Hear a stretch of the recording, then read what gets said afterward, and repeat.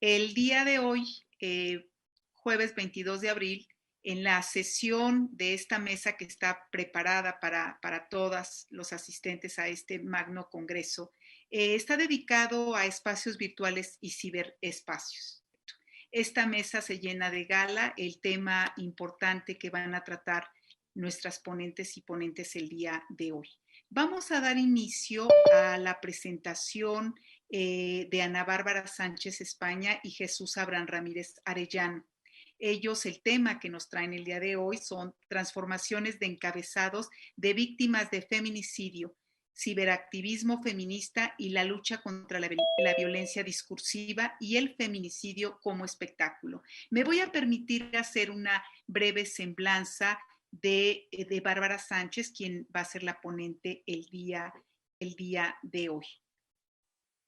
Bárbara Sánchez es licenciada en Psicología con mención honorífica por la Facultad de Estudios Superiores Zaragoza, con experiencia en Psicología Clínica y Social. Se ha enfocado su trabajo a mujeres con temas con perspectiva de género y feminismo. Ella tiene experiencia como docente en el área de Psicología Social. Los proyectos en los que ella ha participado han sido financiados por la DEGAPA sobre estrategias de aprendizaje, autogestión de estudiantes universitarios. Su formación de Bárbara ha sido a través de cursos sobre derechos humanos, derechos de las mujeres y políticas públicas con perspectiva de género. Su currículum la ha llevado a ejercer trabajos que tienen que ver sobre violencia de género y también sobre los currículos ocultos en espacios académicos masculinizados. Cedo la palabra a Bárbara Sánchez. Adelante, Bárbara. Buenos días. Muchas gracias, Juana, por la presentación. Me gustaría agradecer antes que nada a todos y todas que nos acompañan en este bonito espacio. Ok, bueno, entonces comienzo. Antes que nada, me gustaría también platicarles un poquito acerca de cómo mi compañero Jesús Abraham y yo nos acercamos hacia este tema de investigación. Es algo bastante curioso porque nos encontramos con que en Facebook hay una página llamada La Corregidora. Es una página que se trabaja ciberactivismo y no solamente se encarga de transformar los encabezados de víctimas de feminicidio, sino también hace estas correcciones en cuanto a cómo se difunde la imagen de la mujer en los medios de comunicación y también en los medios periodísticos, ya sea en noticias de diferentes tipos de violencia hacia la mujer. Para esto, también me gustaría hablarles ahora sí un poquito de lo teórico y me gustaría que nos preguntáramos todos si alguna vez se nos ha pasado por la cabeza cómo se presentan los feminicidios en los medios de comunicación. Desafortunadamente, la manera en la que se presentan no es muy positiva. Suelen ser noticias tendenciosas, ya sea manipulando los titulares, que muchas veces minimizan el acto o exhiben y también revictimizan a las mujeres. Para esto debemos tomar en cuenta también que pues esto no debería de ser, ¿no? Puesto que aquí, por ejemplo, Maldonado menciona que al escribir una nota periodística se deben tener ciertas características. La primera sería pues el entendimiento de la realidad de quienes consumen las noticias que son tendencia, es decir, él o la periodista al momento de escribir la nota debe tener en cuenta que son medios masivos de difusión, ya sea impresos y actualmente virtuales, en el que muchas personas tenemos acceso a esa información y pues básicamente somos diferentes grupos de personas con diferentes características y de diferentes lugares a nivel nacional e internacional, quienes somos pues los lectores de estas noticias. También estas notas periodísticas deben responder a estas preguntas: el qué, cómo, cuándo, dónde, por qué y para qué. Esto con el fin de no solamente presentar una noticia que esté en boga, sino saber a quiénes va dirigida la noticia, por qué queremos que se dirija a esas personas y también cuál es el propósito de difundir esa noticia. Por último, debemos tomar en cuenta que debe haber una imparcialidad acerca de lo relatado para evitar juicios de valor sobre alguna noticia y no reflejar alguna postura o ideología en particular. Recordemos que somos diferentes tipos de personas y grupos de personas quienes tenemos acceso a esta información. También me gustaría hablar sobre cuál es la importancia del lenguaje y cómo se representa la violencia dentro de estos medios de comunicación, sobre todo orientado a las noticias sobre feminicidios. Sabemos que el lenguaje crea representaciones de la realidad y también la moldea a través de las relaciones de poder, en este caso, fomentando las jerarquías entre hombres y mujeres. Esto nos puede llevar a un convencimiento y aceptación de un papel que se nos asigna socialmente, y de este modo no cuestionamos la escritura que estamos revisando y generamos también juicios de valor sobre la víctima y el victimario, como lo vamos a ver más adelante. Y bueno, aquí les voy a hablar ahora sí de ciberactivismo feminista. Sabemos que las redes sociales actualmente tienen un alcance masivo, también almacenan y originan información, y somos miles los usuarios que nos encontramos activos y en la posibilidad de producir y compartir el conocimiento. En este sentido, Donna Haraway, que es una de las representantes principales del ciberfeminismo a inicios de los 90, comenta que hay un orden jerárquico entre hombres y mujeres, ya que no existe un cuerpo dentro de los espacios cibernéticos, y por eso es más sencillo manipular la mirada de quienes se encuentran inmersos en este mundo de las redes sociales. Esto nos lleva a una reflexión acerca de lo que busca y cuál es el propósito del ciberactivismo. Por tanto, la reflexión invita a la reflexión a la sociedad y a los medios que no cumplen meramente con su función didáctica en la materia de feminismo y cuyo tratamiento informativo también responde a una estructura de poder heteropatriarcal. Y ahora les presento los objetivos que manejamos dentro de esta investigación. El objetivo general fue visibilizar la importancia del ciberactivismo político que tienen los colectivos feministas que modifican y divulgan los encabezados y notas periodísticas sobre feminicidios en medios digitales. Como objetivos específicos tuvimos el mostrar el lenguaje utilizado y su impacto en la forma que se representan los feminicidios y conocer la relación existente entre el lenguaje y violencia a través de los encabezados en medios digitales. Y aquí les presento también un poquito del método. Nosotros utilizamos a partir del enfoque cualitativo, pues esta perspectiva de género y realizamos un análisis de contenido para analizar también el discurso dentro de estos encabezados, como lo vamos a ver más adelante, a partir de 10 notas sobre encabezados de esta página de Facebook llamada La Corregidora. Estas notas pertenecieron todas al 2020 en diferentes meses del año y preferentemente que fueran notas también dentro de la República Mexicana. Utilizamos 3 categorías principales como análisis. La primera fue la descripción de la nota mediante el respeto a las agencias de todas las subjetividades, es decir, que la nota no generara tal cual juicios de valor que pudieran influir en el lector. El lenguaje también fue analizado y fue analizado en 2 momentos. El primero con relación a la violencia de género y los estereotipos en la nota original, y el segundo momento se da cuando esta nota se modifica gracias a la corregidora y se hace una reconfiguración del sujeto central, en este caso las mujeres y los feminicidios, para deconstruir también los hechos descritos. Por último, tenemos el compromiso para el cambio social, dado que pues uno de los objetivos era analizar pues, si existía realmente un ciberactivismo feminista y que sobre todo abriera espacios para la reflexión. Aquí les ejemplifico un tipo de los encabezados que analizamos. Como se puede ver, aquí la corregidora lo que hace es tomar captura de pantalla de los encabezados en contenidos digitales. Podemos ver que se encuentra el nombre del medio de comunicación, en este caso Metrópoli MX.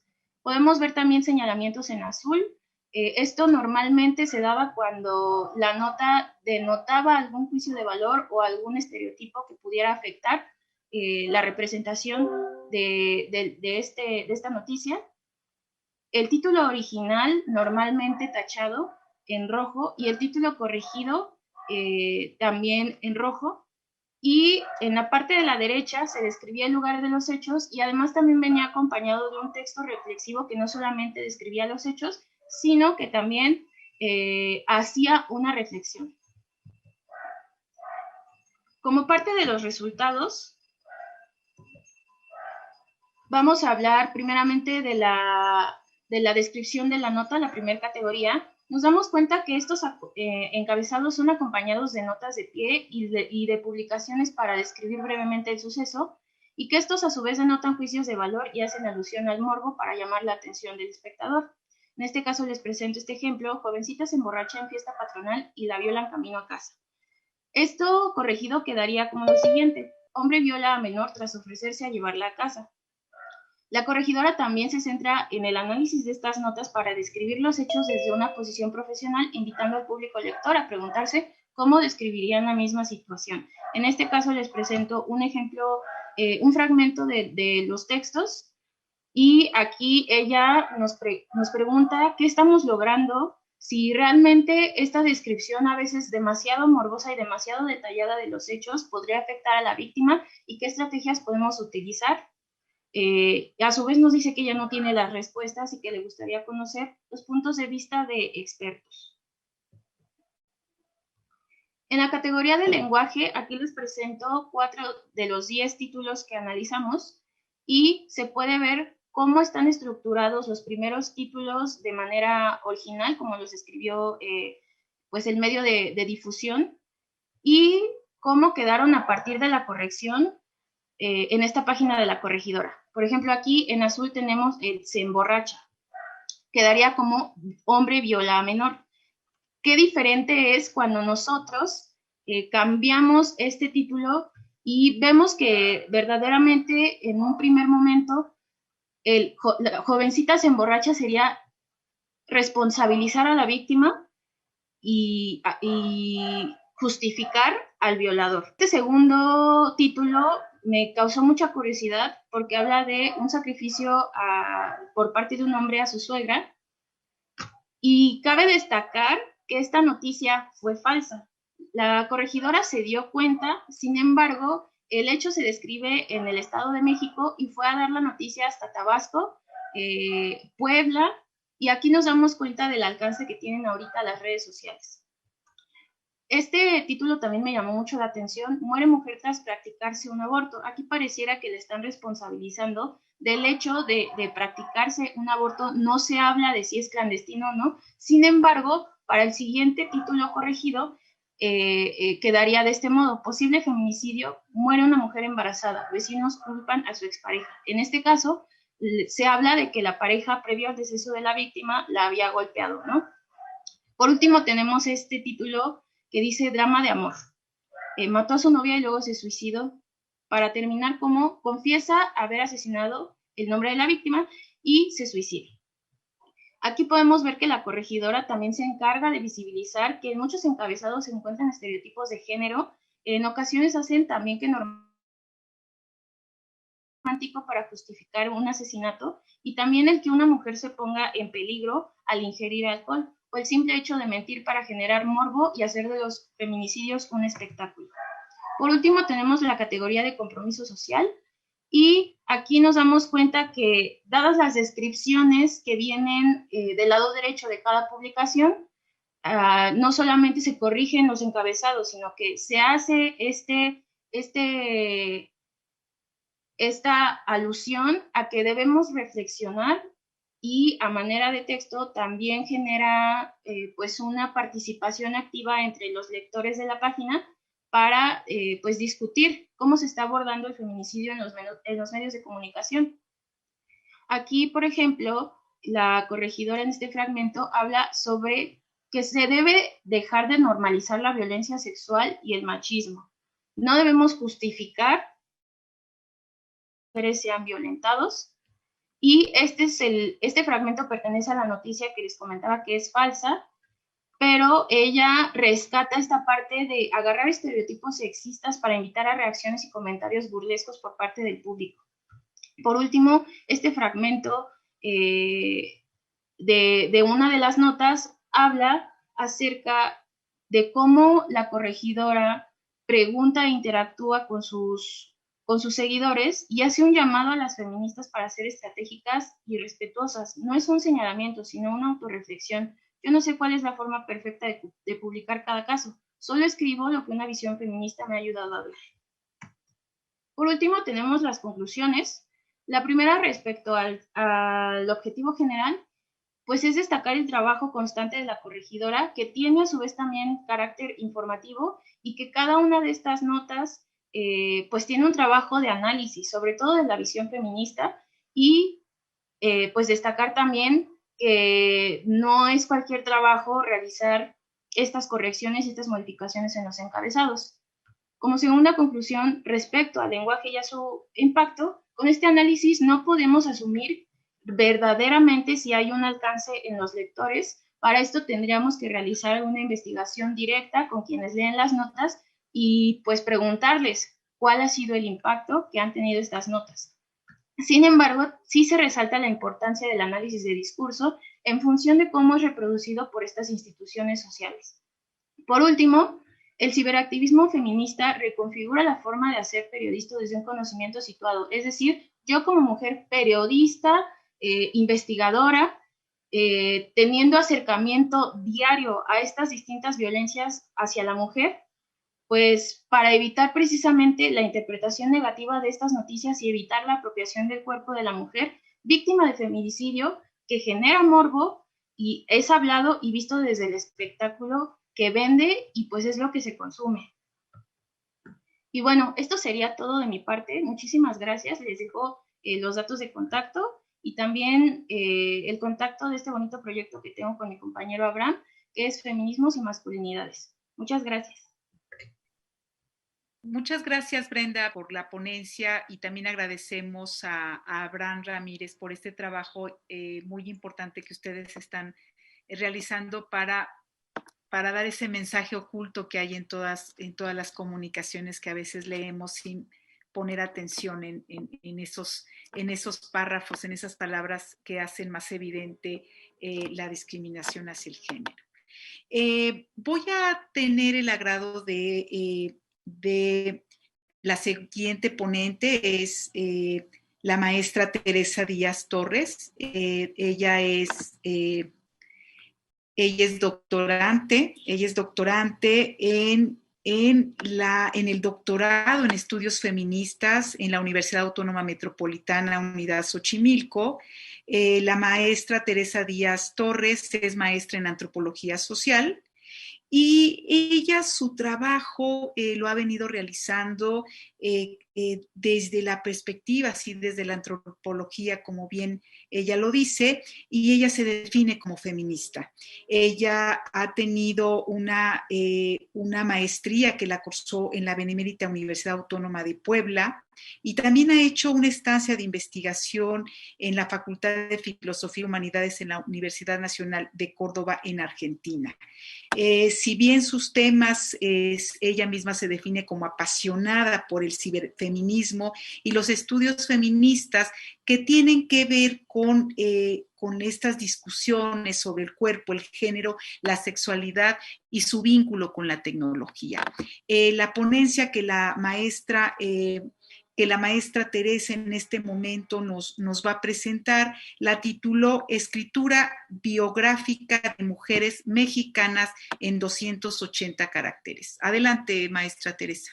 Hola, buenos días. Muchas gracias por la presentación. Bueno, la ponencia que voy a presentar es parte de los avances de investigación de mi tesis de doctorado, en el doctorado en estudios feministas en la UAM. Entonces, bueno. Me gustaría comenzar esta ponencia comentando que mi comunicación y mi transitar han sido mayoritariamente en la red. ACQ fue la primera herramienta de comunicación digital que utilicé entre los años 1999 y 2000, con apenas 11 años. Era básicamente una sala de chat, una sala en la cual solo se veían letras escritas por alguien más. En ACQ éramos números. Después caminé por otras salas como Latin Chat o el chat.com. Allí nos percibíamos como nicknames extraños que no necesitaban tener coherencia. Esta interacción extraña que carecía aparentemente de cuerpos, yo paso a cuestionar a varios grupos y pensadoras ciberfeministas de los años 90, la movilización e incluso el agotamiento de conceptos como centro, horizontal, linealidad, privacidad, etc., y de pensar el ordenador como una matrix que bien podía parecer a un útero creador de individuos nuevos. En la mitad de los años 90 y principios del siglo XXI se alentaba en Estados Unidos y en Europa, entre los espacios ciberfeministas, a repensar la tecnología digital como un núcleo de posibilidades para las mujeres.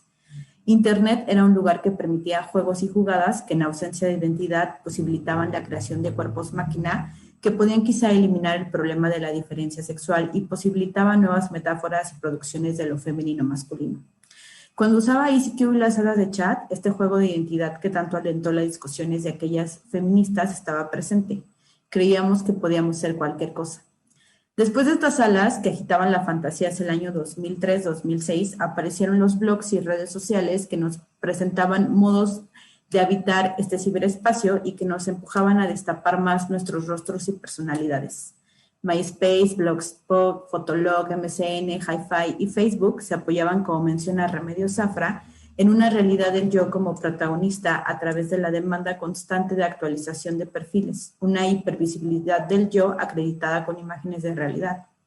No alcanzamos a llegar por esta vía a lo que proponían las ciberfeministas de los 90 y principios de la década de los 2000. En esta etapa, el feminismo se dio cuenta de que las jerarquías y dicotomías aún en lo virtual se imponían y de lo mucho que se había relegado a las mujeres de la creación, producción y uso de las tecnologías digitales. También comenzaron a notar asustadas cómo el patriarcado en su elasticidad alcanzaba estos lugares. Los estudios de la brecha digital y poco después de la brecha digital de género ponían sobre la mesa la desigualdad de uso y producción de este mundo tecnológico que crecía y crecía cada vez más para algunos y algunas.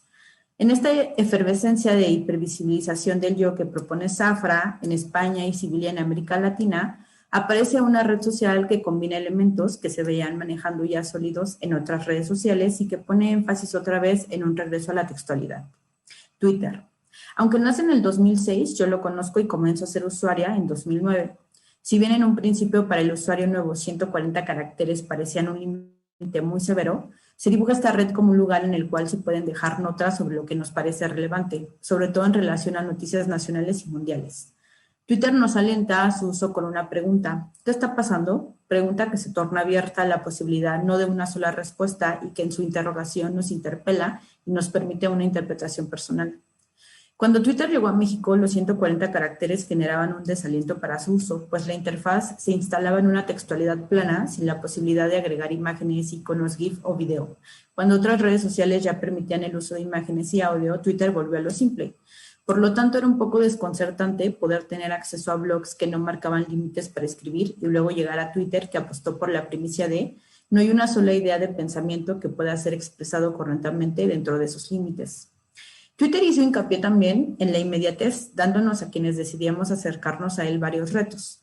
Pero justamente esta forma tan plana se vio como aliada para comunicar en tiempo real sucesos específicos que se compartían rápidamente de perfil en perfil, que terminaban siendo acontecimientos mediáticos, empujando a otro tipo de movimientos sociales virtuales que tenían como primera herramienta la acción de Twitter.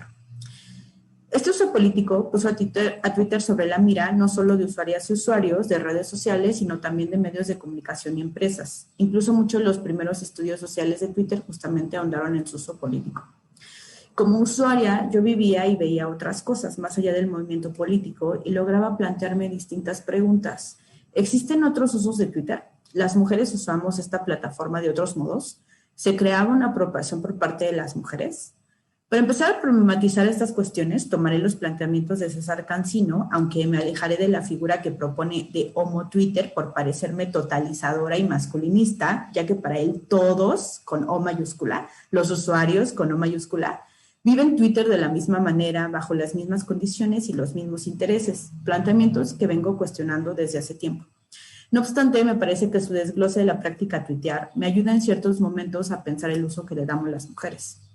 También agregaré que estas suposiciones están planteadas por ahora, desde mi experiencia como usuaria de la plataforma y los cambios que he tenido de ella en ella, usándola como un espacio en donde habito a partir de escribir y publicar mis pensamientos, ideas, sentimientos, enojos, opiniones, deseos, etc. Una narración de mi vivir atravesada por mi forma de ser mujer. Cancino nos dirá que Twitter no renuncia a la palabra escrita, tentativa de ser elocuente en la brevedad, el esfuerzo de la síntesis. Esta posibilidad limitante era para mí estimulante. Entre tanta información de la escuela, la casa, la calle, mis amigos, mi familia, mi vida tenía muchos vértices a donde mirar. Ir a Twitter en este primer momento, como espacio restringido, me servía como una pequeña libreta en donde hacía anotaciones de cosas importantes.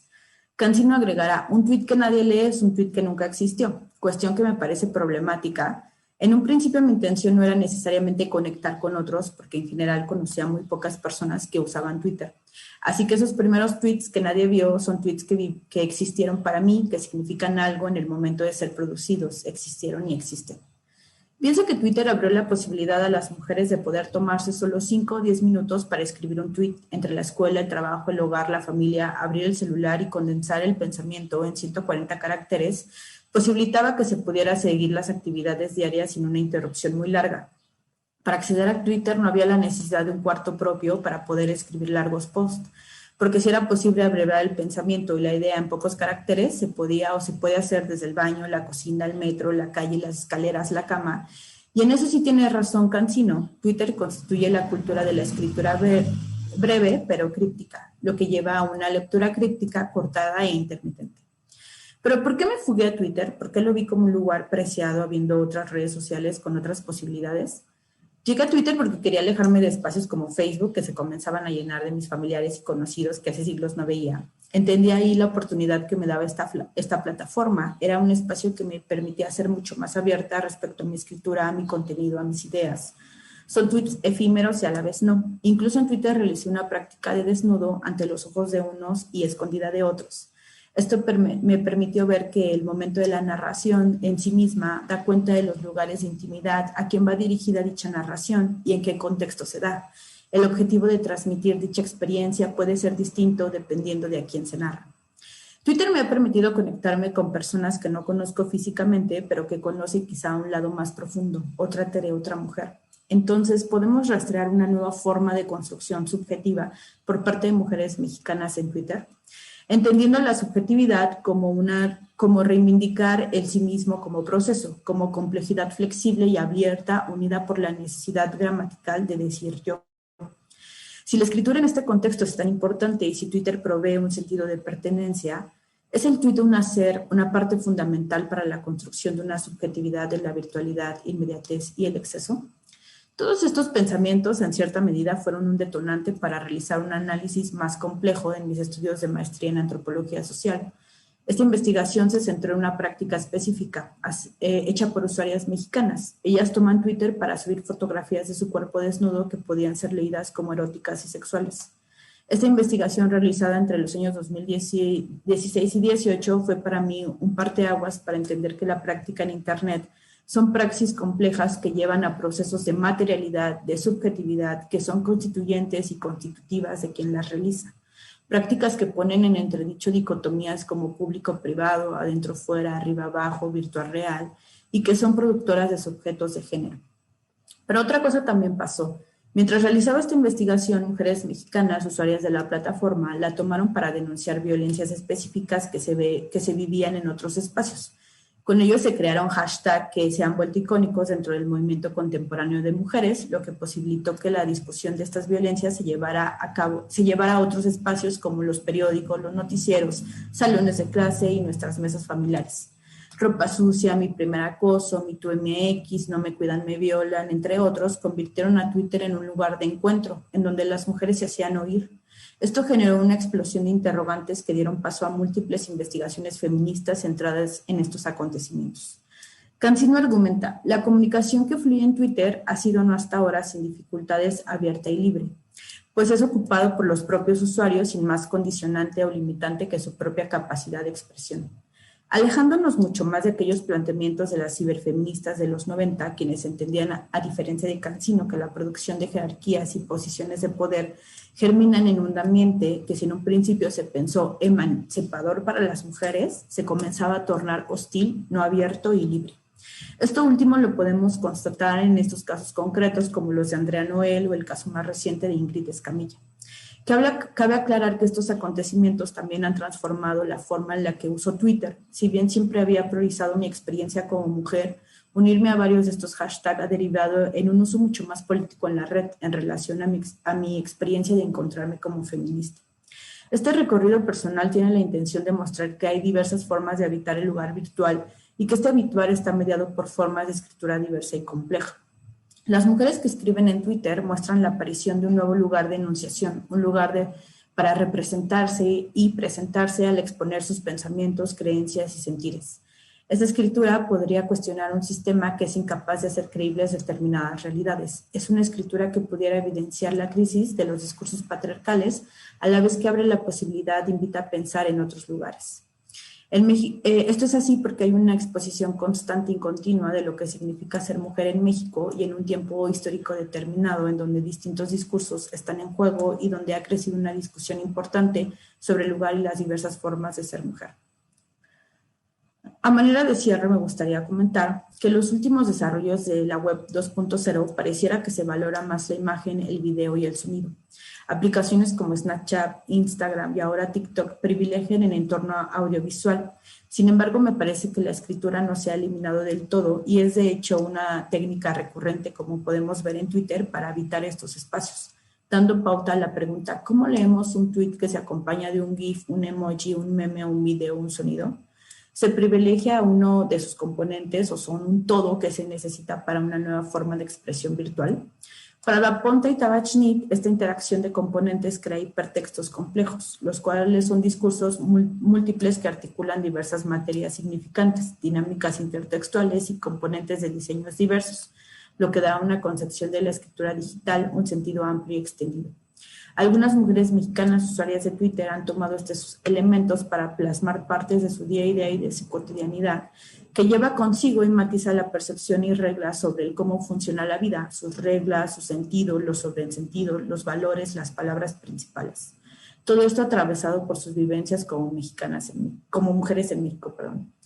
Ahora que hago este recorrido, pensaba que se me podría argumentar que un tuit o un hilo no tiene género, que cuál es la necesidad de rastrear un tuit femenino, y se me podría decir que el lenguaje y la escritura o ahora los hipertextos no responden o no tendrían que responder a una diferencia genérica. Nelly Richard nos pone en advertencia respecto a ello, ya que decir que el lenguaje y la escritura son indiferentes a la diferencia genérica sexual refuerza el poder establecido al seguir encubriendo las técnicas mediante las cuales la masculinidad hegemónica disfraza con lo neutro, lo impersonal, su manía de personalizar lo universal. Lo que se plasma a través de estos tweets viene de sujetas concretas y lo que se dice está generado a partir de pensamientos, emociones y vivencias específicas que están atravesadas por la raza, la clase, la orientación sexual, el género. Incluso los bots son programados por sujetos en Twitter.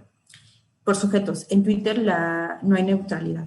A través de los estudios feministas me interesa responder si los tweets hechos por ciertas usuarias mexicanas son femeninos, en tanto lo femenino es entendido como aquello que desde los bordes del poder central busca producir una modificación en el entramado monolítico del quehacer literario. Por otro lado, el desdén por la creación de esta nueva forma de escritura es una de las causas que me hace voltear a ella, porque me parece una manera creativa de tomar estos espacios específicamente por mujeres, para una escritura mucho más personal e íntima en un lugar que no fue creado con esa intención, que parece volátil y nada estable, en donde quizás son estos atributos los que juegan a favor de quien decide tomar Twitter como un medio de expresión a través de la palabra. Como Woolf, creo que cuando cambia la forma de relacionarnos hay un cambio simultáneo en la escritura, un cambio en nuestra idea del yo. Yo he tomado Twitter para hablar de quién soy, para expresar mi inconformidad, mi pena y también algún dolor. Lo he visto como un espacio privilegiado para hacerlo. A su vez, esto me ha permitido leer las voces de otras. Sarah Hammond nos dice que podemos pensar el feminismo como eso que ocurre en los espacios que se han encorchetado históricamente, como espacios no políticos. En el hogar, cada habitación de la casa puede convertirse en una habitación feminista, en quién hace qué, dónde. Esto me hace pensar en Twitter, a pesar de ser un espacio encorchetado, ya institucionalizado y capitalizado, es el espacio que más me ha hecho pensar en la condición de ciertas mujeres mexicanas y no únicamente por los movimientos que se han dado a través de hashtag, sino a través de pequeños tweets e hilos como aquel en donde una joven narró su experiencia de la desaparición forzada de su padre cuando era adolescente, otra mujer que explicó lo difícil decisión de abortar, aquella que es totalmente citadina pero siempre está pensando en bosque, la que escribe sobre lo difícil que es vivir una relación violenta tras 8 años de noviazgo, o la que contó sobre lo que significa vivir en una familia católica conservadora siendo ella lesbiana. Para mí esta forma de habitar Twitter es una manera de invadir este lugar. Somos mujeres invasoras de espacio cuando entramos en espacios que no estaban pensados para nosotras. pero además no solo estos espacios no estaban pensados para nosotras, sino que no estaban pensados para ese uso y sin embargo así se ha tomado también. Muchas gracias. Muchas gracias, maestra Teresa Díaz. Paso a la tercera ponencia de esta mesa, en donde tenemos a las doctoras Brenda Magali Gómez Cruz y a la doctora Azucena Ojeda Sánchez. Ellas han titulado su ponencia para el día de hoy Género y subjetividad en el espacio digital, narrativas de mujeres universitarias de FES Zaragoza UNAM. Voy a leer muy brevemente la semblanza de nuestras ponentes. Brenda Magali es doctora y licenciada en psicología por la Universidad Nacional Autónoma de México. Se ha formado en 3 diplomados, Desafíos del Feminismo en América Latina, en el Centro de Investigaciones Interdisciplinarias en Ciencias y Humanidades, así como en Derechos Humanos por el Centro de Derechos Humanos Fray Francisco de Vitoria, y otro diplomado en Medios Digitales, integrados estrategias de enseñanza para el aprendizaje.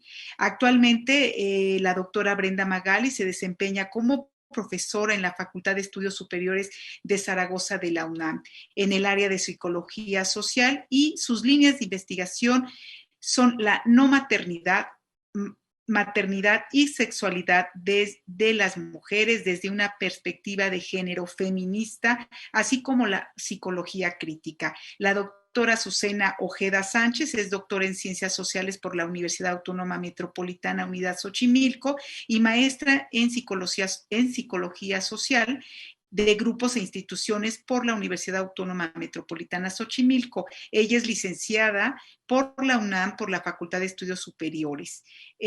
Actualmente es profesora asociada C de tiempo completo en el área de epidemiología de la carrera de médico cirujano de la FES Zaragoza. Adelante, doctoras.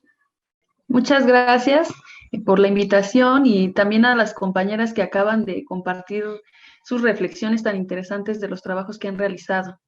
Bueno, iniciaré con la exposición.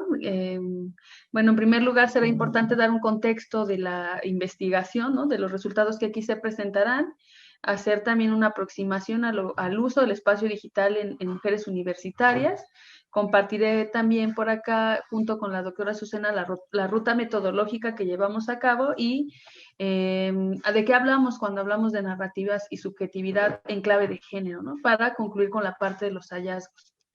Bueno, en lo que refiere al contexto, decir que es un proyecto que la doctora Azucena Ojeda de la carrera de medicina y yo estuvimos trabajando desde el 2020 en una primera fase, como resultado de un proyecto PAPIT que se titula Escuela, TIC y Políticas de Cuidado, Estudio Exploratorio sobre Juventud y Experiencias de Género y Sexualidad en la Posmodernidad.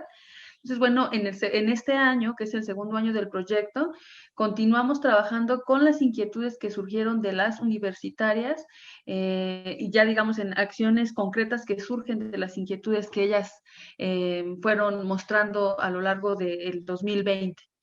Entonces, bueno, decir que la población es población de la FES Zaragoza, donde, bueno, es una entidad de la UNAM que corresponde a carreras del área 2, o sea, áreas de las ciencias de la salud, y bueno, la psicología, que es una ciencia que transita, ¿no?, entre lo social y la salud. Entonces, bueno, este proyecto tuvo una primera parte cuantitativa, hubo una recolección de datos a través de una encuesta, posteriormente hubo un trabajo en una etnografía digital que se realizó con las herramientas del Facebook, con el Zoom mediante conversatorios y finalmente con una fase de entrevistas personales que aplicaron estudiantes, ¿no? Porque partíamos la doctora Azucena y yo de que era importante que el trabajo fuera entre pares, que eso iba a propiciar mucho más confianza para las estudiantes que si nosotras como académicas llegábamos a preguntar, ¿no? Entonces, bueno, esto es en general las fases del proyecto. Aquí únicamente me enfocaré en la parte de la etnografía y particularmente en lo que refiere al grupo de Facebook, ¿no? Entonces, bueno, decir que hay una situación con el tema de la violencia en el espacio digital, o sea, hay estudios que se han hecho en general, digamos, del uso del espacio digital, y cuando se investiga sobre el uso que se da al espacio digital, lo que se puede identificar en la literatura es que las personas jóvenes identifican ciertos peligros, ¿no? Como el ciberbullying, la vulneración de sus datos o de su propiedad intelectual en el espacio digital. Entonces, eso por una parte es común que lo encontremos en estudios, que se hable como de las dificultades a las que se enfrentan las personas jóvenes en el espacio digital. Sin embargo, hay estudios que no tienen esta perspectiva de género y se habla como de esta vulnerabilidad como si nos afectara de la misma manera a hombres y mujeres, cuando no es de esa manera. Y hay otros estudios que por el contrario sí dan cuenta de que son las mujeres quienes se ven afectadas de manera particular, teniendo como eje transversal el tema de la sexualidad, el uso de la apropiación de su sexualidad va a ser muy distinta en el espacio digital en relación a sus pares varones. Hablando particularmente de un estudio que se hizo en México, en la UAM, en el 2014, se hablaba de que las y los universitarios reportaban que el acoso, el ciberacoso se daba porque pues era una forma de la cultura, ¿no? Que la cultura eran cosas culturales y cosas que sucedían, ¿no? Lo que daba cuenta de una especie de normalización del acoso y el ciberacoso en el espacio digital. Entonces, bueno, de entrada esto, ¿no? Nos dice la literatura. Ahora, cuando vemos el uso que se da al espacio digital, vemos que INEGI nos reporta que en el 2020 el 96.4% de las y los universitarios están en el Internet, ¿no? A diferencia de, no sé, de personas, del 59% de personas que utilizan el Internet teniendo educación básica. Entonces vemos que y digo ahorita con la pandemia, estos son datos del año pasado, con la pandemia vemos que es un espacio que habitan cotidianamente para las labores académicas, pero también sociales, las y los universitarios en general. Sin embargo, decir que, bueno, este tema el espacio digital da cuenta de una problemática que se está presentando, que es la violencia, ¿no? En este espacio. Entonces, bueno, nada más aquí como para poner en contexto los datos que nos reporta esta encuesta que se realizó en el proyecto PAPIT, vemos que la comunidad de Zaragoza ocupa, la red que más se emplea es el Facebook, ¿no? Y que dedican casi la mitad de la población estudiantil, dedica 4 horas o más al día al uso de las redes sociales, ¿no? Entonces, bueno, teniendo esto como contexto de lo que sucede con las y los universitarios, ¿no? Decir que ahora me enfocaré únicamente a lo que sucede con lo que sucedió con las universitarias, ¿no? Entonces, bueno, la ruta metodológica fue primero invitar a la comunidad universitaria mediante redes sociales, en el caso de la encuesta, y también, bueno, con una especie de bola de nieve, ¿no? Fueron invitándose a participar en el estudio. Y bueno, la fase de la etnografía digital fue, como ya les decía, en el grupo de Facebook. La etnografía digital, bueno, fue una herramienta muy importante para sumergirse en el tema que estábamos estudiando, de manera que pudiéramos comprender y a la vez participar, ¿no? Porque fue una investigación, acción participativa, comprender e interpretar cómo estaban significando las estudiantes diferentes temáticas que se fueron abordando a lo largo de las semanas, porque fueron 8 semanas de trabajo. Y era eso, ¿no? Observar qué era importante para ellas, qué temas les daban continuidad, a qué temas no les interesaba como tanto, qué era importante para ellas, ¿no? Y compartían muchísimo material de videos, podcasts, infografías sobre los temas que se iban presentando, ¿no? Entonces, bueno, algunos supuestos de los cuales partimos en la etnografía es que no lo online y lo offline están vinculados. No los podemos entender como un espacio independiente uno del otro o como un espacio que, bueno, no está sucediendo en lo real, sino lo que vemos es que estamos interactuando constantemente en ambos espacios. se diluye esta frontera entre lo público y lo privado, ¿no? También sabemos que con este espacio digital lo habitamos en nuestras casas, ¿no? Ahora con la pandemia también vemos cómo se van diluyendo estas fronteras y también otras fronteras que tienen que ver con lo geográfico, con lo temporal, ¿no? Porque al final el espacio está ahí para interactuar en cualquier momento y desde cualquier lugar. Lo que sucede en el espacio digital, partimos de que no deja de ser real por ser inmaterial, sino que ahí hay una serie de representaciones colectivas sobre los diferentes temas que acontecen en la sociedad. El campo no está delimitado por marcadores geográficos ni temporales, sino por los marcadores culturales que nos interpelaban como comunidad universitaria. Y por supuesto que las relaciones de género también están inmersas dentro del espacio digital. No es un espacio neutro, sino que el tema del género, esta categoría también va a ser transversal. Fue una etnografía con 38 mujeres universitarias de 20 a 30 años durante 8 semanas. Cada semana hubo preguntas y temas detonadores. Se propiciaron las participaciones, las reacciones, las interacciones, y bueno, era parte del análisis que se hizo para este estudio. Ahora, bueno, en clave de género hay que entender de qué hablamos con narrativas, con subjetividad, y bueno, en términos generales sabemos que esta perspectiva de género nos va a permitir a comprender a mujeres y hombres como seres construidos, no como seres naturales, entendiendo que la sociedad patriarcal construye relaciones de poder jerárquicas entre los géneros. Al mismo tiempo, otro marco interpretativo fue la perspectiva de juventudes, partiendo de que no queríamos reproducir esta lógica de nosotras como académicas, decir cuáles eran los temas que había que darle continuidad, sino que el centro fuera la mirada, las propuestas, las lecturas, las aportaciones de las universitarias, entendiéndolas como sujetos de derechos, como sujetos políticos. Y bueno, esto tiene que ver con estos marcos interpretativos. Y bueno, la investigación feminista en este sentido es fundamental cuando Marta Patricia Castañeda nos habla de que le interesa ser contextual, comprometida socialmente, no replicable, multimetodológica y experiencial. Entonces, aquí resalto esta parte experiencial para decir que la experiencia va a ser materia prima dentro de los estudios feministas, la experiencia de las universitarias va a ser clave, ¿no? Y aquí, bueno, retomando a Teresa de Lauretis, cuando nos dice la subjetividad de las mujeres se construye a partir de la experiencia, ¿no? O sea, va a ser un tema fundamental en los estudios feministas.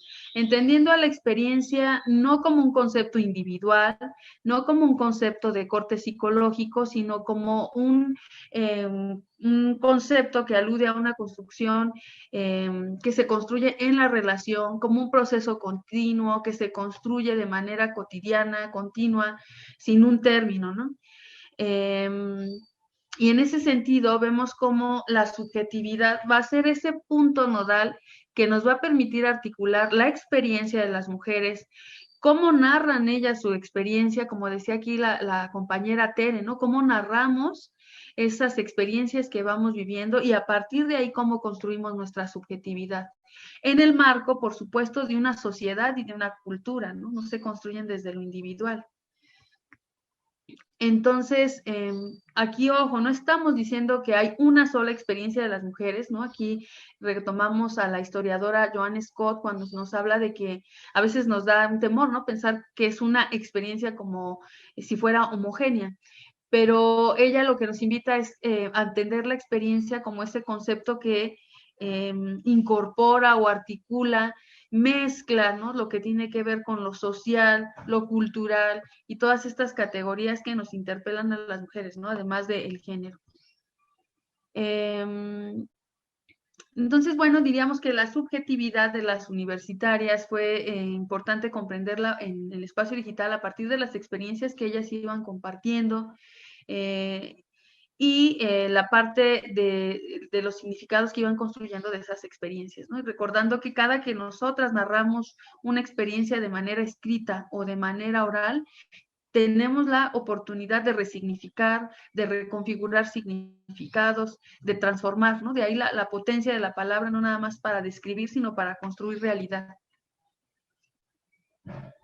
Entonces, bueno, a modo de conclusión, en esta parte de la subjetividad de las mujeres decimos, la subjetividad se construye a partir de las experiencias, es un concepto que alude a lo psicosocial, no es un concepto psicologizante individual, y por supuesto que la subjetividad también va a estar atravesada por el poder, ¿no? Algunos de los hallazgos de este estudio sería importante decir que fue un espacio muy interesante que difícilmente en 20 minutos podríamos honrar, ¿no? Realmente todo lo que ahí se compartió, todo lo que implicó reflexiones, el que las chavas dijeran, yo no me había dado cuenta de que tal situación fue violencia, o muchas gracias por compartir tu experiencia, a partir de esto yo reajusté mi significado sobre tal o cual tema, lo que tiene que ver, por ejemplo, con el amor, con la violencia, con la sexualidad. Pero sí, dentro de este amplio marco, pues enfocaré un poco en el tema de la violencia que sucede en el espacio digital, ¿no? Entendiendo a la violencia de género en este espacio, cuando se utilizan tecnologías de la información, plataformas como redes sociales, el correo electrónico, mensajes de texto, llamadas vía celular y demás, que refuercen prejuicios, dañen la reputación, causen alguna pérdida económica, planteen barreras en la participación de la vida pública y privada de las estudiantes, de las mujeres en general, digamos, ¿no? Pero hablando aquí de las universitarias, a eso nos referimos con violencia digital, y ahí lo que vemos es que ellas concluyen, ¿no? Aquí están los seudónimos de algunos testimonios de ellas, ¿no? Dice Lau, la violencia digital puede parecer invisible porque es maquillada con chistes, bromas y memes, ¿no? Que tienen un trasfondo machista hacia nosotras. Decía Mar, al igual que todas las demás violencias, el hombre que envía nudes es normal, la mujer que lo hace es una puta, ¿no? O sea, como esta distinción de que no es un espacio neutro el espacio digital, ¿no? Quisiera enfatizar este mensaje, ¿no? De una de las estudiantes que compartía, ¿no? Que cuando una chica tuvo esta práctica del sexting, me envió fotografías íntimas y al otro día se enteran en la universidad que eso sucedía, a quien suspenden es a ella, ¿no? No fue en la universidad, creo que en la secundaria, perdón. Y la suspenden de la escuela, ¿no? Quien es sancionada es ella. Y ahí es cuando ellas se dan cuenta de que ese espacio digital no es neutro. Y bueno, ya, ¿qué hacen frente a la violencia? Esto nos ha parecido muy importante a la doctora Azucena y a mí, al equipo de investigación, hablar de qué hacemos, más que cómo trascendemos esto, además de vivir esta violencia, ¿no? Y lo que notamos es este cuidado personal que hay de las estudiantes, o sea, cómo ellas hacen uso del espacio digital, rechazando solicitudes de amistad de personas desconocidas, cuidando, manteniendo privados sus perfiles, ¿no? Como este tipo de prácticas que tienen a modo de cuidado personal. Pero también algo muy importante y que también nos los mencionaba la compañera Tere, ¿no? Las redes que se hacen entre las mujeres. O sea, y en este sentido están dos vías. Uno, para la prevención de la violencia, cómo ellas comparten contenido para decir, ojo, esto es violencia, ojo, esto es sexting, ojo, tienes estos derechos, ojo, está la ley Olimpia, ¿no? O sea, como todos estos elementos con los que cuentan para prevenir. Y algo muy importante, una vez que ya sucedió la violencia, ¿cómo se acompañan ellas? ¿No? ¿Qué acciones concretas llevan a cabo una vez que se identifica la violencia? Y si están desde estos antecedentes tan importantes como ha sido el hashtag #MeToo, como todas las acciones que ellas van llevando en la vida cotidiana para acompañarse en la denuncia. Y bueno, ahora en Zaragoza sabemos que está una colectiva que se llama Matriz y que está impulsando, por ejemplo, el tema de las denuncias, del acompañamiento en el caso de la violencia. Y entonces ahí vemos esta relevancia, ¿no? De la articulación en el espacio digital y cómo eso se convierte en acciones concretas y de transformación social. Además de la sororidad, ¿no? Como ese pacto político entre mujeres, una postura política para el uso del espacio digital como un derecho humano al espacio público, que es el espacio digital. Entonces, bueno, para cerrar, decir que este espacio digital para las mujeres favorece a la interacción, al acompañamiento, al tejido de redes, aún con las diferencias espaciales y temporales, entre mujeres que comparten una condición genérica, pero de otros marcadores, como la escolaridad y la edad. Y otro aspecto muy importante, como el espacio digital es un lugar donde las compañeras pueden acompañarse a resignificar experiencias, nutrir subjetividades, En el tema de la diversidad sexual también, ¿no? El decir, a mí también me pasa esto en mi familia, yo te acompaño. Eso es fundamental. Y finalmente cierro con esta parte de que, bueno, la subjetividad, insistimos, tiene que ver con lo social, con un tema de poder y bueno, ahora más que nunca podemos retomar a nuestras genealogías feministas y decir, sí, lo personal es político y lo digital es político también, ¿no? Lo que sucede en el espacio digital, la articulación que las mujeres hacen, las reflexiones que llevan a cabo y las acciones son políticas, ¿no? Con fines a transformar estas condiciones en las que vivimos. Entonces, bueno, les agradezco muchísimo su atención. La doctora Azucena y yo estaremos encantadas de continuar el diálogo con ustedes. Muchas gracias. Muchas gracias, Brenda y Azucena, por el tiempo. Creo que ha sido muy importante el seguir manteniendo este espacio, ¿no? Con los tiempos establecidos cuando una investigación como la que ustedes han mostrado, pues es tan extensa y que requiere, pues, de mucho mayor tiempo para analizar todos los resultados o hallazgos que ustedes han encontrado en esta. Desafortunadamente no se presentó la última ponente, Magali, esperemos que esté bien, esperemos que haya sido una situación distinta, ¿no? A la que a veces estamos acostumbradas en el cotidiano. No se presentó, tuvimos 3 ponencias, tenemos afortunadamente 45 minutos todavía 40 minutos para poder yo leerles las preguntas que hay del público. Actualmente nos están siguiendo esta transmisión 228 personas y a mí me gustaría empezar quizás vinculando sus 3 ponencias que han sido importantes y con esto cierro nada más mi comentario. Si bien esta mesa trató de este espacio virtual, pero con la presentación y como se fue dando el diálogo con ustedes, pudimos observar cómo esta vinculación con un espacio también material tiene influencia en lo virtual. Cómo también podemos ir transformando las situaciones que generan en estos espacios aparentemente anónidos, pero que se convierten en experiencia ya en lo material. Entonces, a mí me gustaría empezar, voy a leer las preguntas y si alguna de ustedes quiere, algunas son preguntas sí dirigidas a la ponente y otras podrían ustedes hacer una ronda y contestar lo que ustedes o hacer la reflexión a lo que ustedes puedan aportar para la mesa. En las preguntas me gustaría también comentarles que los comentarios han sido excelente la exposición que han hecho las 3.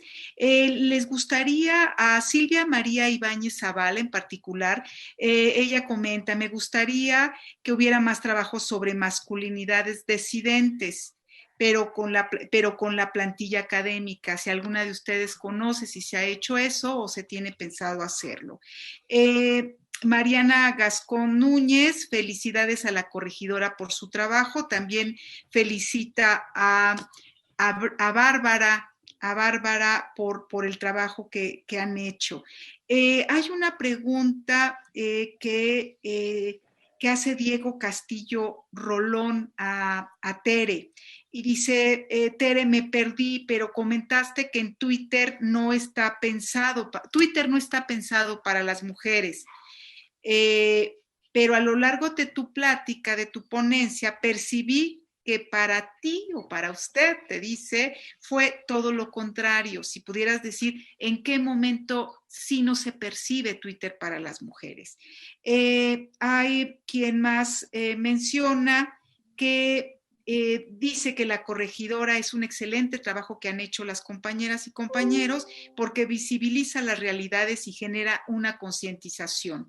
La pregunta es para Bárbara, si esto ha generado cierta incomodidad, ¿no? Para quien no está de acuerdo, sí, con el trabajo que hace la corregidora, por mencionar que quizás todavía no es suficiente de qué manera podría ser todavía un trabajo mucho más interesante. Felicidades a Bárbara por su tema, por el trabajo, como también al colega con el cual lo está realizando. Beatriz Adriana hace un comentario y dice que hablando del lenguaje desde una perspectiva de los derechos humanos, a ella le gustaría comentar que el término, que el término no es menor, tampoco el ideal, sino que ella recomienda, ¿no? Hablar también de un nuevo periodismo judicial. Si es que ustedes saben de ese nuevo tema, si hay un periodismo judicial y si las palabras o el lenguaje que se utiliza en ese periodismo todavía es acorde. Esas son parte de los comentarios y preguntas. No sé si alguna de ustedes quiera iniciar. Bueno, a mí me gustaría responder. Bueno, antes que nada, también felicitar a todas mis compañeras que expusieron, y realmente creo que sí tiene muchísimo vínculo este tipo de trabajos desde diferentes perspectivas, y también pues ya pasando a la pregunta acerca de qué forma se puede hacer el trabajo más interesante sobre estos textos que corrige esta ciberactivista feminista, y si genera también incomodidad. Evidentemente hay incomodidad, siempre va a haber incomodidad, porque no todos tenemos este acceso al conocimiento que nosotras, por ejemplo, que estamos en esta mesa, tuvimos, ¿no? En este caso no le podemos exigir a las personas que comentan y que tienen acceso a estos medios de comunicación y redes sociales que entiendan la postura, en este caso de la corregidora, que es una visión feminista y que su análisis va en torno a esta visión feminista, pues todo este bagaje al momento de hacer periodismo. Lo que yo trato de rescatar aquí es que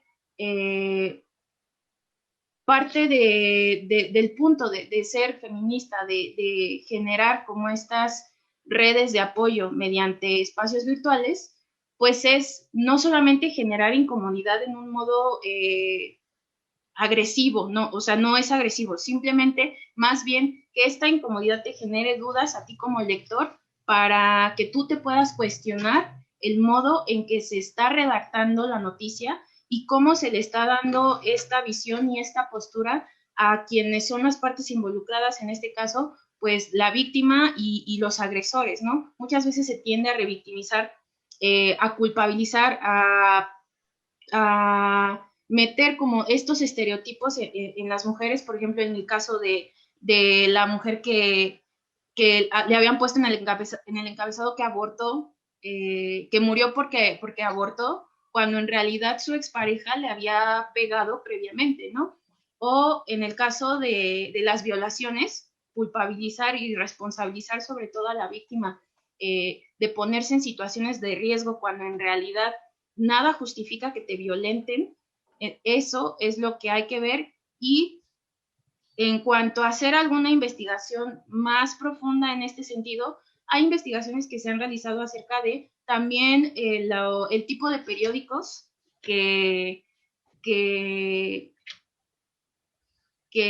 bueno, en los que se difunden estas noticias, porque hay pues periódicos como más elaborados, La Jornada, y en cambio, al contrario, está Publímetro, ¿no? Que es parte como del Excelsior, pero dirigido también a cierto tipo de personas.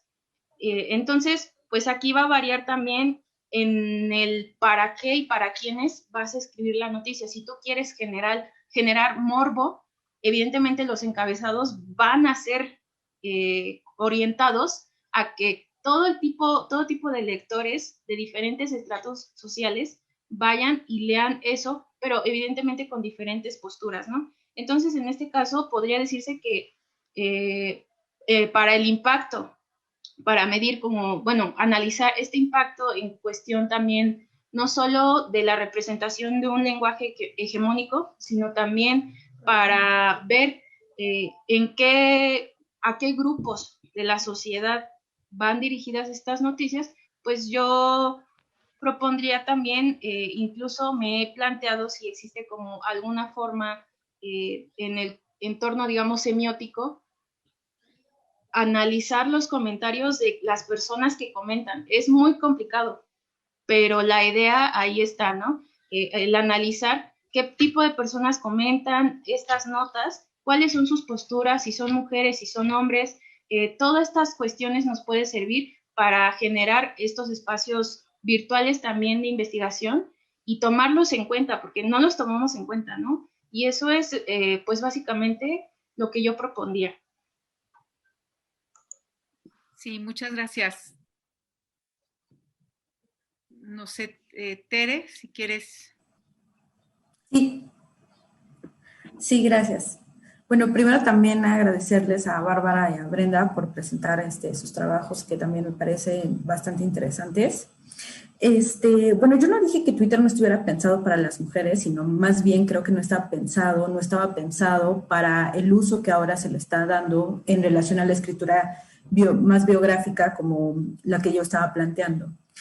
Eh, Sin embargo, sí creo que Twitter es un espacio que cada vez se ha hecho mucho más hostil para las mujeres. Hay un texto bastante interesante, una investigación que hizo Amnistía Internacional, que primero fue publicada en inglés, que se llama Toxic Twitter, y ahora está publicada en español por Amnistía Internacional Argentina, en donde nos habla de cómo a lo largo de este uso más popular de Twitter, se ha generado una violencia mucho más específica hacia las mujeres que usan este espacio, ¿no?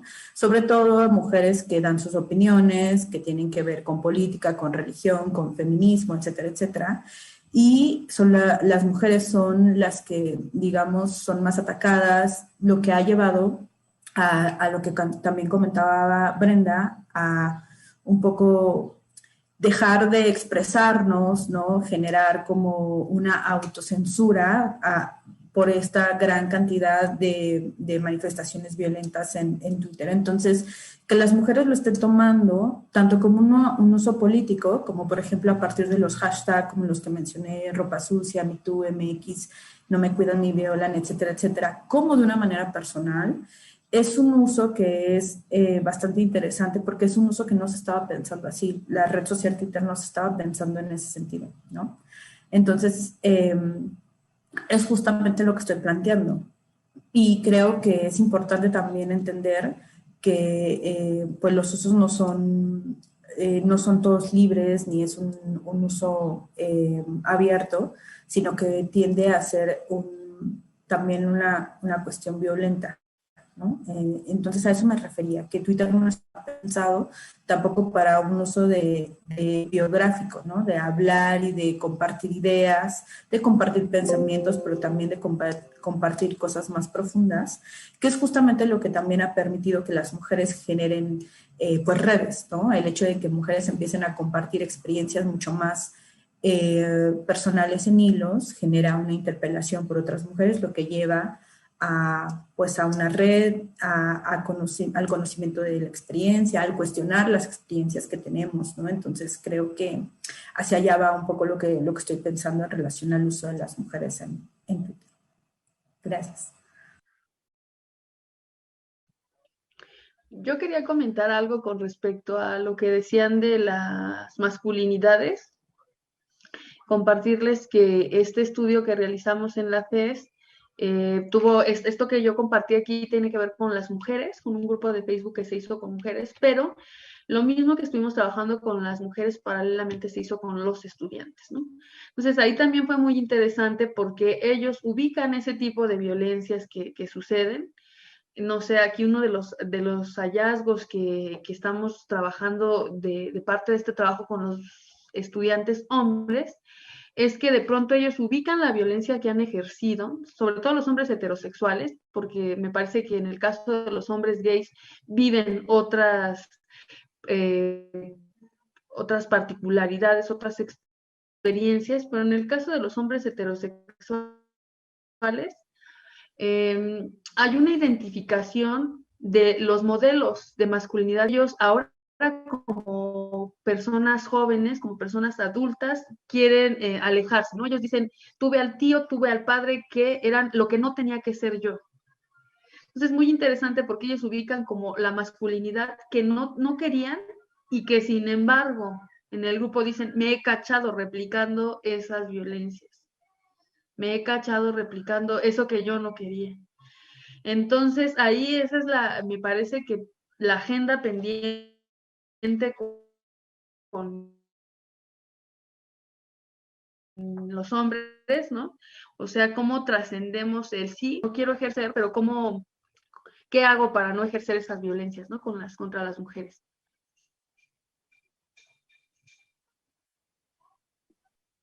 Sí, se cortó un poquito, Brenda, se ha cortado un poquito tú.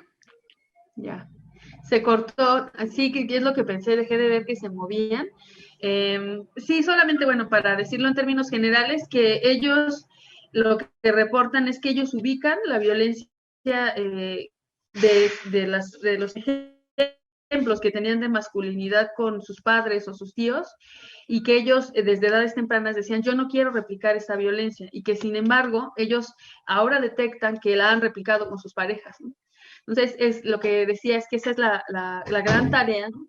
En la agenda de la masculinidad. O sea, creo que los hombres, muchos de estos hombres se dan cuenta de esas violencias, se dan cuenta de que no quieren ejercerlas, incluso se dan cuenta que ya las ejercieron, pero ese es el gran desafío, ¿no? Cómo se evita o cómo esta toma de conciencia implica acciones que lleven a que otros no ejerzan la violencia y a que ellos mismos no ejerzan esa violencia. Entonces, bueno, eso era lo que quería comentar con respecto a la masculinidad. Sí, muchas gracias, Brenda. Mira, hacen otra pregunta que bueno, nuevamente, ¿no? Agradecen las respuestas por parte de ustedes, el público que nos va siguiendo, son 244 personas, creo que ha ido en aumento, muy bien para esta mesa, por el tema tan importante en esta pandemia. Yo creo que todo lo que tiene que ver ahora con la forma como nos estamos relacionando tiene que ver con estas redes y con cómo estamos interactuando a través de estos espacios virtuales. Hay una pregunta en particular para Brenda, además de la felicitación, y dice, y preguntan si en los hallazgos que ustedes encontraron en este estudio, las alumnas, las estudiantes, comentaron el acoso por parte de los profesores de la FE Zaragoza, si había una interacción también o de los profesores en estas redes que las estudiantes crean. Sí, creo que, Brenda, ¿sí me escuchó? Nada más que, sí, solo la parte final se trabó comentan, sí, comentan que si ellas han detectado acoso por parte de quién? Por parte de los profesores. Si los profesores también están inmersos y si las estudiantes que fueron entrevistadas por ustedes notaron que había una participación de los profesores que generaban acoso hacia ellas. Sí, desafortunadamente es una problemática que digo, lo que sucede en la universidad es lo que sucede fuera de el tema del acoso, porque decimos que es un problema estructural, el tema de la violencia hacia las mujeres, y bueno, en el acoso de docentes a estudiantes también desafortunadamente es una realidad. En el caso de Zaragoza, bueno, reportan que incluso tienen que elegir la ropa que van a utilizar, porque si tienen clase con tal profesor, ese profesor entonces las mira de cierta manera que el día que toca esa materia hay que ir con ropa floja. O sea, imagínense qué delicada la situación, y que es una cosa de género, porque los hombres por lo general no se preocupan en elegir su ropa pensando en eso. Entonces, en el caso de ella sí, fue el tema de la denuncia del acoso hacia docentes, y también la inquietud de que muchas de ellas no conocen el protocolo, ¿no? O sea, que ni siquiera sabían que existía el protocolo para la violencia de género en la UNAM. Entonces, bueno, afortunadamente ahorita en Zaragoza lo que estamos viendo es que se están impulsando estamos en paro, ¿no? Y se está impulsando justamente que estas situaciones cambien, que se difunda el protocolo, que le llegue a la comunidad estudiantil. Entonces, bueno, esa sería como, me parece, en términos simplistas, la buena y la mala noticia, ¿no? La mala es que desafortunadamente sucede, se reportó en los estudios, y la buena es que producto de este trabajo estudiantil, porque ellas son quienes tienen el mérito, se han organizado y están ahí exigiendo a las autoridades que esto cambie, ¿no? Hablo de lo que sucede en Zaragoza, pero me parece que es en general en todas las entidades de la UNAM, ¿no? Este impulso a que ya no sucedan estas situaciones. Sí, muchas gracias. Bueno, nuevamente las preguntas tienen que ver con las felicitaciones por las ponencias. Después hay una pregunta si el trabajo que están ustedes haciendo, Brenda, si ya se puede consultar, si está próximo a publicarse, ¿no? Y también con Tere Díaz, ¿no? Si también hay trabajo ya publicado por parte de ustedes en donde se pueda consultar. Y también hay otra pregunta que tiene que ver con el tema, esto que comentaba Brenda al final, ¿no? Sobre la cuestión de la etnografía digital. O sea, podemos hablar ya de una etnografía digital, si algo pueden con eso cerrar quizás esta intervención, porque creo que engloba el trabajo que ustedes están haciendo y creo que abre nuevas perspectivas para el estudio de los espacios virtuales. Si no sé quién guste empezar.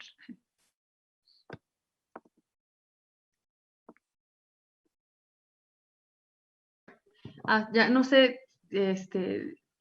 puedo responder y después nuestra compañera Tere, con este trabajo tan importante, yo también estoy muy interesada en ver si está publicado. En el caso de Zaragoza, estamos ya próximamente a enviar justamente el artículo que se titula Lo digital es político. Justamente ya está muy pronto, ¿no? Ya se podrá más bien publicar, ¿no? Está como en este proceso.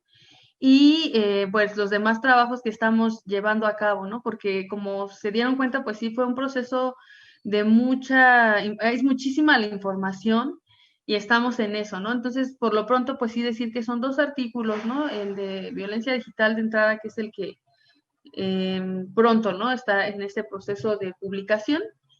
Y en lo que refiere a la etnografía digital, pues sí que fue un proceso muy rico, ¿no? De mucha creatividad. Eso es lo que me gusta mucho de los estudios cualitativos, ¿no?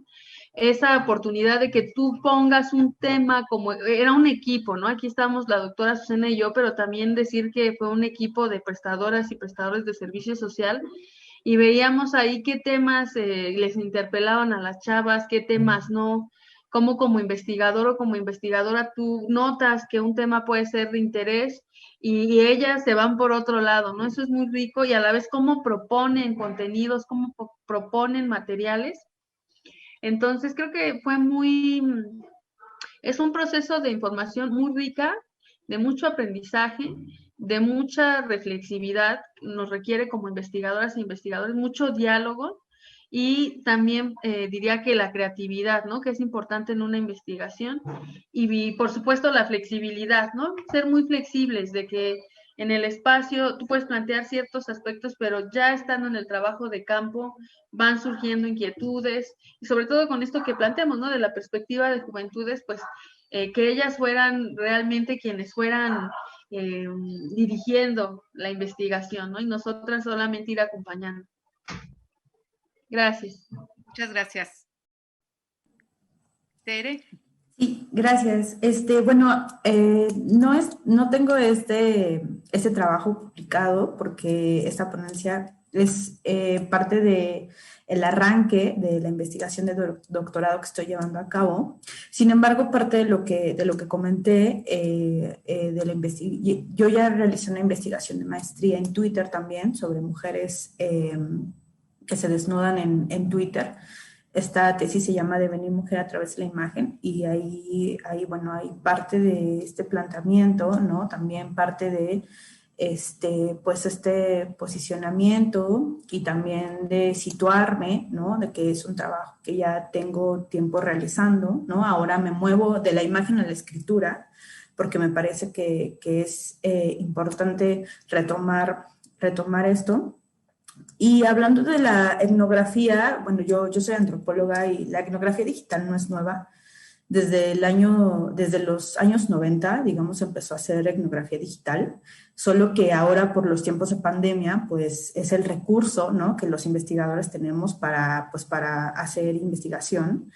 Y bueno, creo que a mí me encanta la etnografía digital porque tiene un buen de retos. Uno de ellos, bueno, a mí me gusta porque también habla de mi personalidad, ¿no? A mí me cuesta mucho trabajo como la interacción cara a cara, entonces por eso hablaba al principio de mi transitar en la vida ha sido más digital porque tiene que ver con ello y eso me ha ayudado, digamos, a acercarme más a gente en otros espacios y que me conoce de otras formas, pero tiene que ver con otros retos, tiene que ver con una cuestión también ética, por ejemplo, ¿no? Uno no puede entrar a Facebook y robarse lo que ve, sino que tiene que, o a Twitter, por ejemplo, que es mi caso que trabajo, ¿no? Que no podemos tomar lo que hay ahí, se tiene que pedir prestado, por eso yo no puse tweets en esta ocasión, ¿no? De lo que yo voy narrando de otras mujeres porque apenas es el primer acercamiento. También hay otras formas, ¿no? De la entrevista, por ejemplo, ¿no? Una entrevista que es mucho más, a mí me parece un poco más compleja porque tiene que ver también con los tiempos de la otra persona. En fin, o sea, la etnografía digital creo que en este momento está teniendo un boom. Pero creo que también es importante regresarnos, por ejemplo, a Hein, que ella tiene un libro que se llama Etnografía Digital, que es bastante interesante y que ella plantea, digamos, los principios de ver a Internet, por ejemplo, como un artefacto, ¿no? De ver a Internet como una herramienta que tiene que ver también con la relación que generamos con ella, ¿no? Que no es, digamos, una relación estática, sino que también tiene que ver justamente con lo que decía la maestra Juana al principio, con la materialidad, ¿no? Y con las relaciones que entablamos también con estos dispositivos. Entonces, bueno, creo bueno, no sé si ustedes hagan etnografía digital, bueno, Brenda sí, pero creo que es como para una mesa especial. Gracias.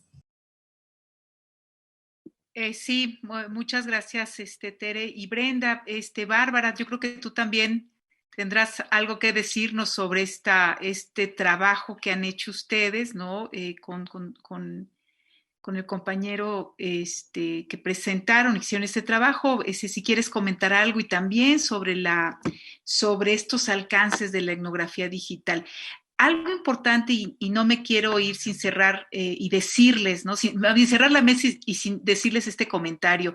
Creo que las aportaciones que ustedes han hecho han sido muy importantes. Desde el punto de vista como vemos las geógrafos o las urbanistas, que es mi caso, el espacio ya materializado. Pero en esto que decían ustedes, cuando se rompen y estas fronteras empiezan a interactuar. ¿Por qué? Porque se ve, se logra plasmar todo lo que hacemos de manera digital, pero también ya en el espacio físico, este rompimiento de fronteras que quizás, como lo comentaron ustedes, el romper con estas cuestiones que estigmatizan, ¿no?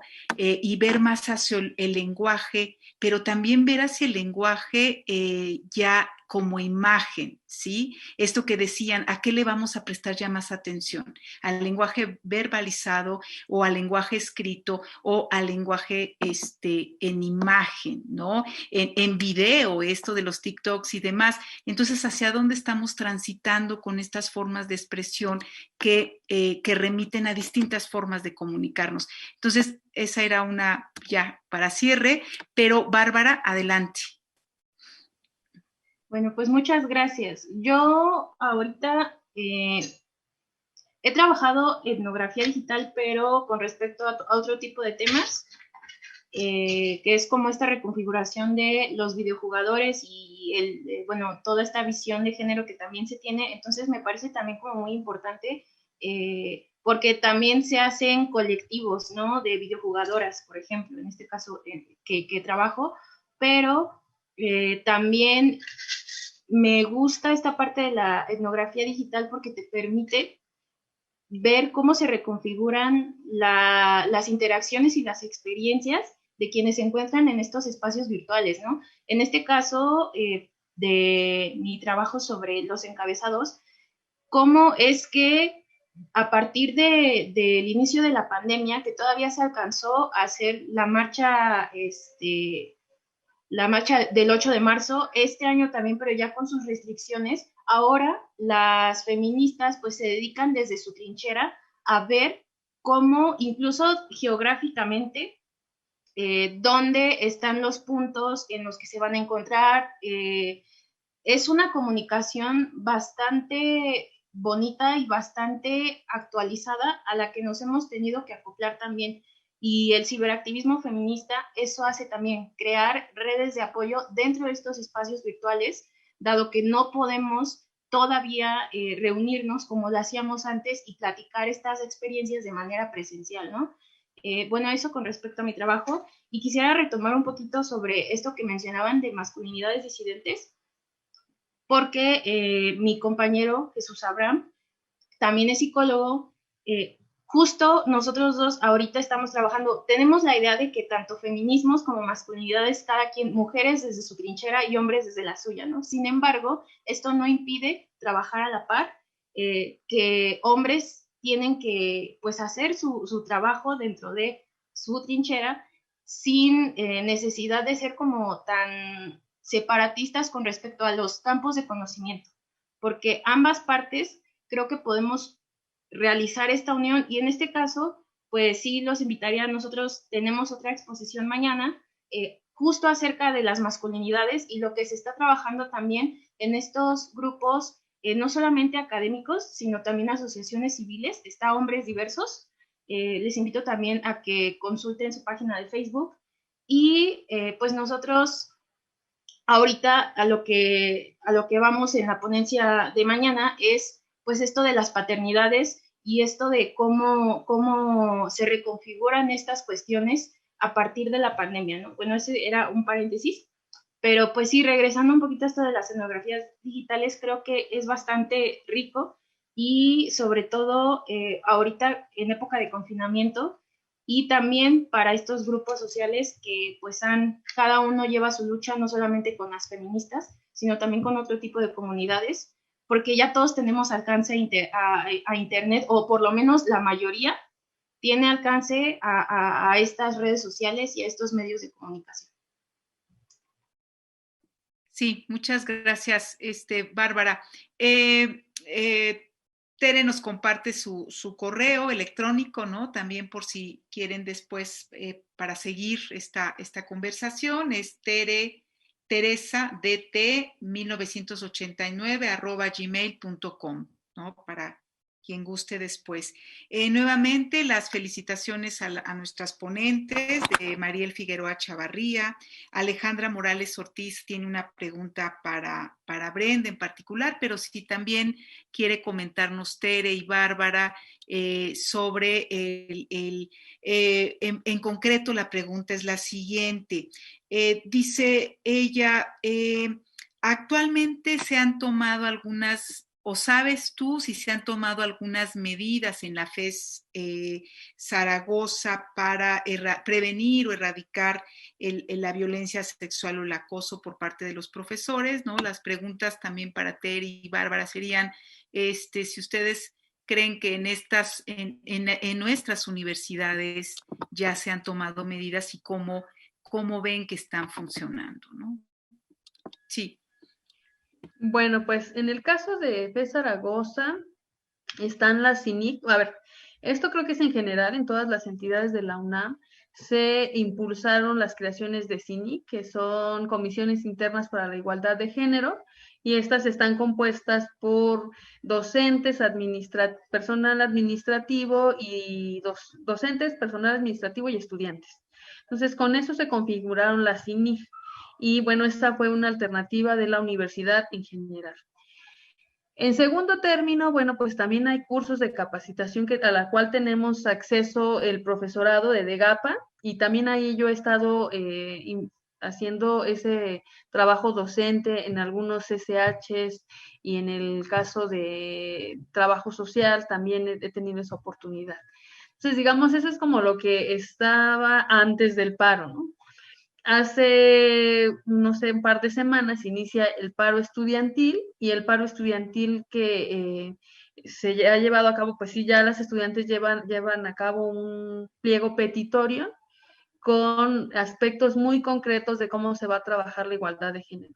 Entonces, yo en este momento no podría decir, ya se llegó a esto, porque continuamos en paro, pero lo que sí es que las estudiantes están impulsando que se dé un seguimiento, que se dé un seguimiento a las quejas por violencia, que haya difusión en el caso del protocolo de violencia de género en la UNAM. O sea, lo que se está haciendo es negociar con las autoridades, y creo que lo que yo he observado es que hay mucha apertura por parte de la FE Zaragoza en dialogar y en hacer cosas, ¿no? Yo creo que la voluntad política de las autoridades está, la voluntad estudiantil y docente, no voy a hablar por todos los docentes, todas las docentes, pero sí de muchas profesoras que conozco y que tenemos esta voluntad política de que las cosas cambien.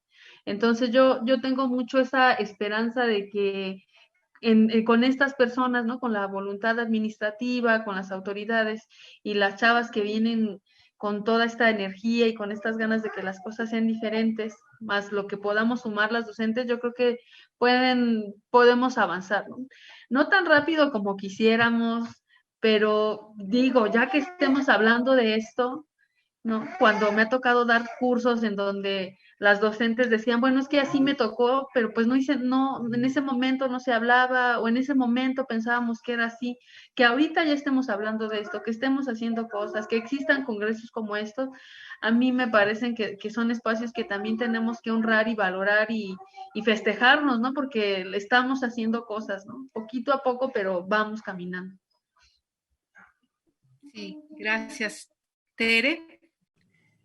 Sí, antes de esta pregunta quería contestar un poco el comentario que nos hacía la maestra Juana en relación a qué ponerle más atención, si a la escritura, a la imagen, y creo que esto es una cosa como bien interesante, porque justo en el espacio virtual lo que se privilegia es la mirada, ¿no? Sin embargo, yo me he dado cuenta, y por eso ahora brinco, digamos, a la escritura desde la tesis de maestría, que es un todo, ¿no? Y que no, o sea, la escritura, pues, está compuesta de un todo, de la imagen, del GIF, del emoji, y por eso se crea el hipertexto, ¿no? Que es este texto, que es un texto mucho más dinámico, es un texto que está siempre en constante creación, en constante interpretación, que es un texto borrable y manejable, y que también tiene que ver con una ruptura con la escritura más clásica, ¿no? Con esta escritura que sí se piensa más en letras,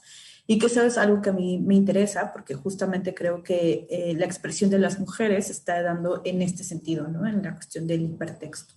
Y bueno, en relación a la cuestión de los protocolos, bueno, yo tuve la fortuna de trabajar en el de la ENA, que es mi alma mater, y lo que puedo decir es que algo que me impulsa mucho es lo que comenta Brenda, que son las mujeres y las mismas estudiantes, además muy jóvenes, las que están tratando de que estos protocolos se lleven a cabo, ¿no? En el caso de la ENA, nunca había habido un protocolo para la violencia en las aulas, y justamente las alumnas fueron las que intentaron impulsar este protocolo, que además tenía muchos conflictos porque se los echaban para atrás por lo que ellas pedían, y se los echaban para atrás.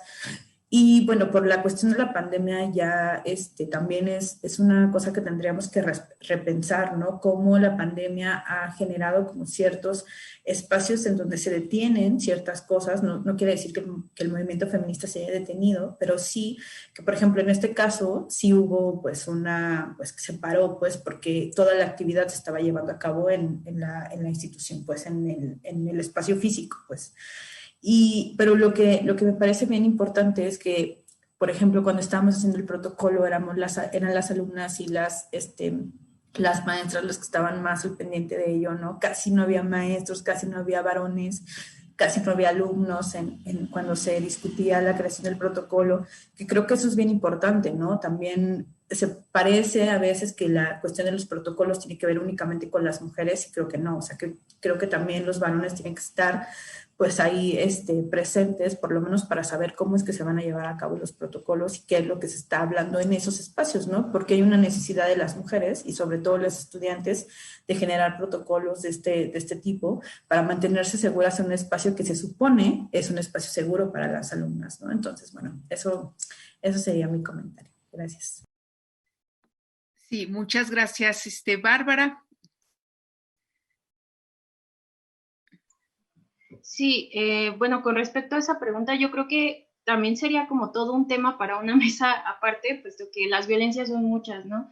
Entonces, bueno, yo tuve la oportunidad de hacer mi trabajo de tesis sobre todo este currículum oculto dentro de la Facultad de Ingeniería de la UNAM, y también he impartido cursos sobre violencia a los y las docentes de las ingenierías, y por ejemplo, en este caso, sí me doy cuenta que incluso hay dentro de ciertas carreras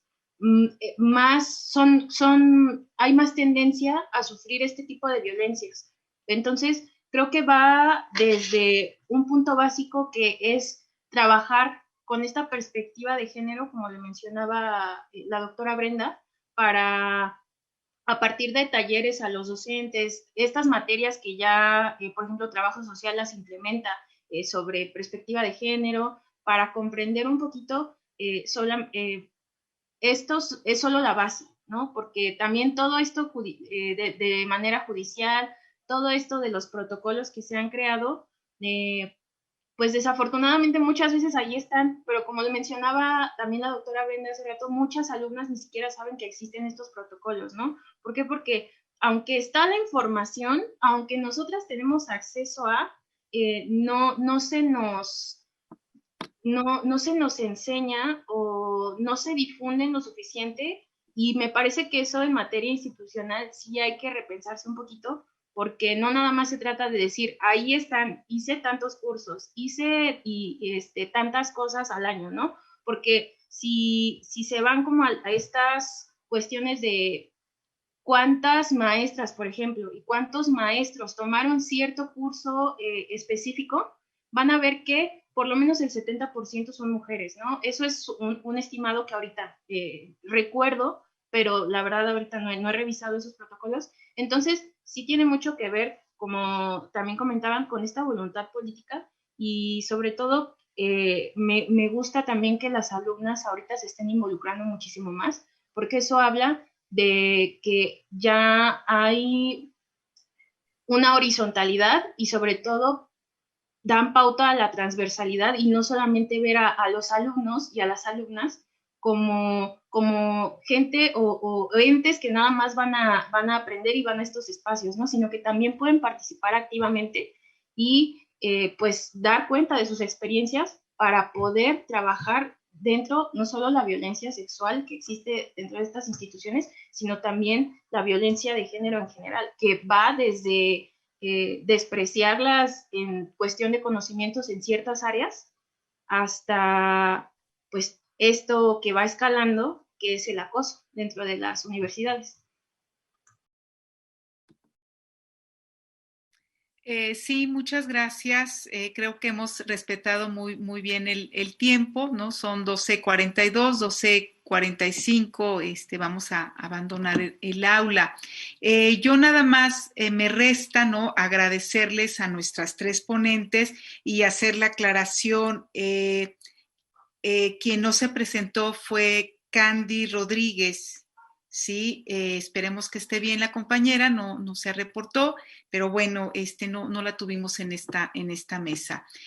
Para ir cerrando ya y agradecerles a todos el espacio y el tiempo que se han dado para seguir siguiendo esta transmisión, les comento que la mesa Espacios Virtuales y Ciberespacio, si tienen alguna pregunta más a nuestras ponentes y demás, los organizadores del Congreso han habilitado un aula que le han llamado Café Virtual, en donde se pueda tener una mayor interacción con ustedes y con el público que también nos está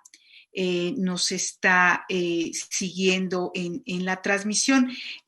A mí nada más me restaría también comentarles, sí, que el Congreso sigue, se mantiene con muy buena audiencia. Esta mesa tuvo 259 asistencias de los cuales hacen las felicitaciones a nuestras ponentes. Si no hay más alguna otra pregunta, estoy aquí a la espera de alguna pregunta más de nuestro público, pero al parecer ya no. Nuevamente agradezco y enhorabuena, jóvenes investigadoras, y es un gusto y un placer haber compartido con ustedes la mesa. Muchas gracias. Hasta luego. Gracias, igualmente.